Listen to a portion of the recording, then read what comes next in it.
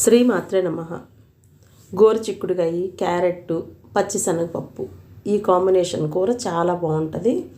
మనకి ఫుడ్లో ప్రోటీన్ కూడా అందుతుంది. క్యారెట్ మంచిది. ఇది చిక్కుడుకాయ వచ్చేటప్పటికి ఫైబర్, ఏ విటమిన్, కే విటమిన్ అన్నీ ఉన్నాయి, సి విటమిన్ అన్నీ ఉంటాయి. ఇలాగ మనము కాంబినేషన్స్తో కూర వండుకోవటం కూడా బాగుంటుంది.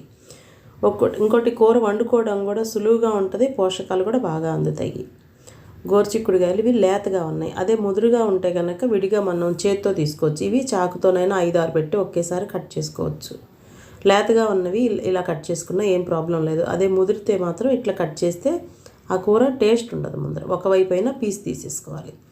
ఇవి లేతగా ఉన్నాయి అన్నాను కదా, అందుకనేసి ఈ విధంగా కట్ చేస్తున్నాం.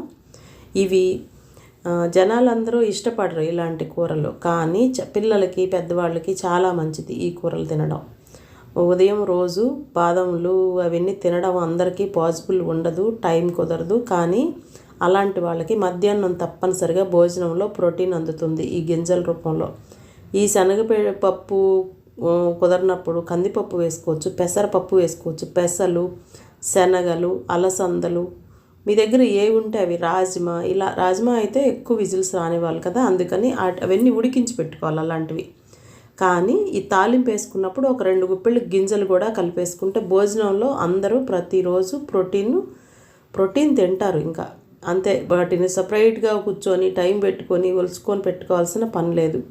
మనకి ఇవి ఎప్పటి నుంచో వచ్చే గింజలు, వీటిల్లోనే మనకి అలవాటు అయిపోయింది కదా, వీటితోనే మనకి చాలా మంచిదని నేను భావిస్తాను.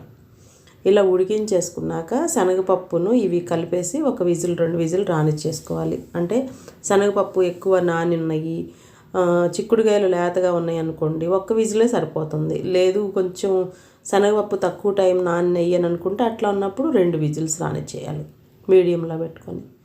ఈ నీళ్ళు వస్తాయి కదా, ఆ నీళ్ళను కూడా మనం దోసల పిండిలో వేసేసుకోవచ్చు, చపాతీ పిండి కలుపుకోవచ్చు. అట్లా అదంతా మంచి వాటర్. అది పోపులో ఉల్లిపాయ అది వేసుకొని ఇక మీ ఇష్టం, ఇక్కడ మీరు వేసుకునే విధానంలో పోపు వేసేసుకోవటం అంతే.